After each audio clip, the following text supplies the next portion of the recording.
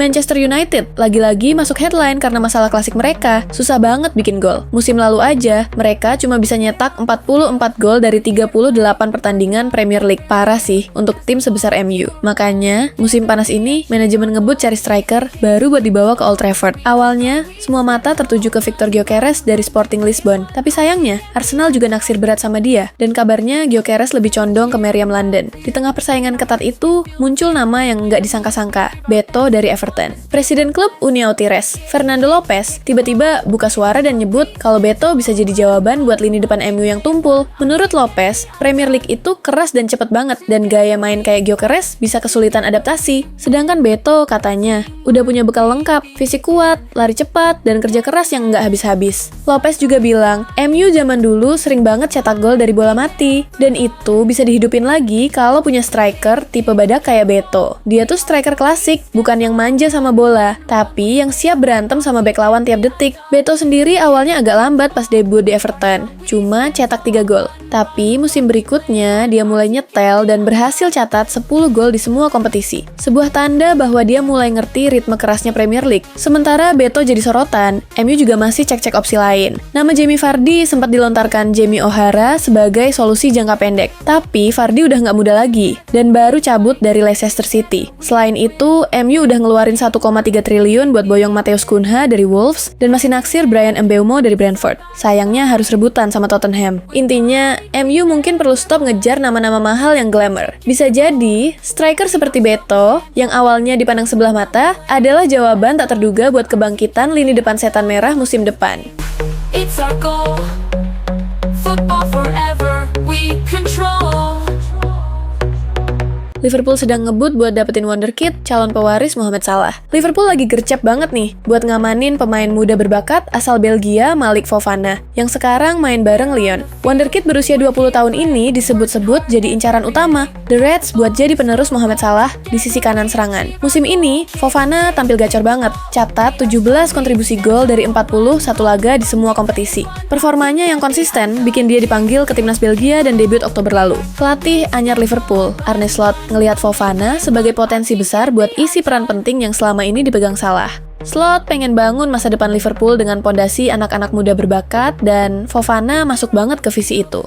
Menurut jurnalis Sky Sports Sacha Tavolieri, agen Fofana sekarang lagi aktif banget ngenalin kliennya ke klub-klub Premier League. Tujuannya jelas, naikin value dan dapetin spot yang pas. Liverpool jadi salah satu yang paling ngebet. Bahkan, Barry Hunter, kepala rekrutmen The Reds, udah naruh nama Fofana di posisi paling atas dalam list pemain incaran. Tapi kabarnya, Liverpool harus ngelepas Federico Chiesa dulu, yang dinilai pelatih baru timnas Italia, Gennaro Gattuso, perlu lebih banyak jam terbang kalau mau tetap dipanggil Azzurri. Soal harga, Lyon kabarnya pasang banderol sekitar 50 juta euro atau sekitar 860 miliar rupiah, tapi bisa aja naik sampai 70 juta euro atau sekitar 1,2 triliun rupiah kalau banyak klub ikut rebutan. Maklum, Lyon tahu banget potensi cuan dari Fofana gede banget. Mereka siap main strategi buat lepas dia ke harga tertinggi. Fofana juga dipandang cocok banget buat jadi pelapis Luis Diaz, yang kemungkinan besar masih bertahan musim depan. Meski belum ada negosiasi resmi soal kontrak pribadi, Liverpool bisa aja tancap gas lebih cepat buat amankan Fofana sebelum ada yang nyalip. Intinya, Liverpool sekarang lagi unggul 1 langkah dalam perburuan Fofana. Kalau semua lancar, bisa jadi kita lihat dia pakai jersey merah-merah sebelum musim ini kelar. Together we fight, together we win. With teamwork we begin. Hand in hand. Paris Saint-Germain ngasih jawaban keras buat Chelsea dan Arsenal tentang wingernya, Bradley Barcola. Barcola tidak untuk dijual. Jawaban tegas PSG untuk The Gunners dan The Blues. Sebagai informasi, dua raksasa Premier League itu emang lagi ngebet banget pengen boyong Barcola, winger muda yang lagi naik daun. Tapi PSG langsung tutup pintu, bahkan kuncinya dilempar jauh-jauh. Pemain 22 tahun itu emang lagi jadi hot item di bursa transfer musim panas ini. Gimana nggak? Musim lalu dia nyumbang 14 gol dan 11 assist dari 34 laga di Liga 1. Belum lagi performa gokilnya di Liga Champions, bawa PSG juara dan catat 7 kontribusi gol dari 17 pertandingan. Nggak heran kalau dia dia masuk tim terbaik UNFP League 1. Bukan cuma Chelsea dan Arsenal yang naksir, Bayern München juga udah ngelirik. Tapi menurut L'Equipe, PSG langsung tolak mentah-mentah semua tawaran itu. Pelatih Luis Enrique bahkan bilang, Barcola itu nyawa di sisi kiri serangan PSG. Meski saingannya berat, ada Dembele, Kvaratskhelia, sampai Doué, Barcola tetap dianggap tak tergantikan. Kontraknya masih panjang sampai Juni 2028, jadi PSG juga santai buat jaga-jaga. Apalagi valuasinya tembus 100 juta pounds atau sekitar 2,2 triliun rupiah. Jadi klub-klub yang minat pun dibuat mikir 2 kali. Yang bikin makin susah, Barcolanya sendiri juga nggak mau cabut. Dia masih nyaman dengan PSG dan merasa ini adalah rumahnya. Apalagi tim udah mulai panen hasil dari proyek jangka panjang. Salah satunya ya trofi Liga Champions kemarin itu. Barcola siap tempur buat rebut menit main dan tetap pengen jadi bagian penting dari cerita sukses PSG di kancah Eropa. Fight together we win. With teamwork we begin. Hand in hand, side by side.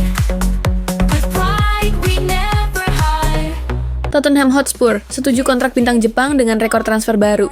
Klub asal London Utara itu resmi sepakat buat boyong Kota Takai, bek tengah muda dari Kawasaki Frontale, langsung dari J-League ke Premier League. Nilai transfernya gila sih, mencapai 110 miliar rupiah. Ini jadi rekor baru untuk pemain Jepang yang hijrah langsung dari J1 Liga ke Inggris. Takai yang baru 20 tahun ini udah gabung Kawasaki sejak 2011 dan naik ke tim utama di 2022. Nggak main-main, dia udah turun di 78 laga, nyetak 4 gol, dan bantu timnya angkat trofi Japanese Super Cup tahun lalu. Di level internasional, dia juga udah dapat 4 caps bareng timnas Jepang, bukti kalau dia emang punya kualitas. Di Spurs, Takai bakal bersaing di barisan bek yang udah diisi nama-nama kayak Christian Romero, Mickey van de Ven, Radu Dragusin, Kevin Danso, dan Ben Davies. Tapi kelihatannya, manajemen Spurs bener-bener percaya Takai bisa kasih warna baru di lini belakang mereka. Selanjutnya, setelah batal dapetin Bryan Mbeumo karena disamber Manchester United, Tottenham langsung ganti haluan ke bintang Crystal Palace, Ebreki Eze. Pemain timnas Inggris itu makin bersinar setelah bawa Palace menang atas Man City di final FA Cup. Dan kabarnya, klausul rilisnya yang tembus 1,5 triliun baru aktif akhir musim ini. Tottenham udah siap gaspol buat amankan dia. Eze dianggap jadi jawaban buat kebutuhan Spurs di lini tengah. Bisa nambah kreativitas dan opsi serangan yang lebih tajam. Apalagi performanya selama 2 musim terakhir lagi naik-naiknya. Spurs juga sedang mengincar mantan jebolan akademi mereka, Dennis Sirkin yang sekarang main di Sunderland. Kontrak Sirkin bakal habis tahun depan, dan peluang buat bawa pulang dia dengan harga miring terbuka lebar. Nggak cuman itu, mereka juga udah deal buat datengin Mathys Tel dari Bayern München dengan harga sekitar 663 miliar rupiah. Gimana nih menurut kalian? Klub mana yang memiliki transfer pemain paling menjanjikan?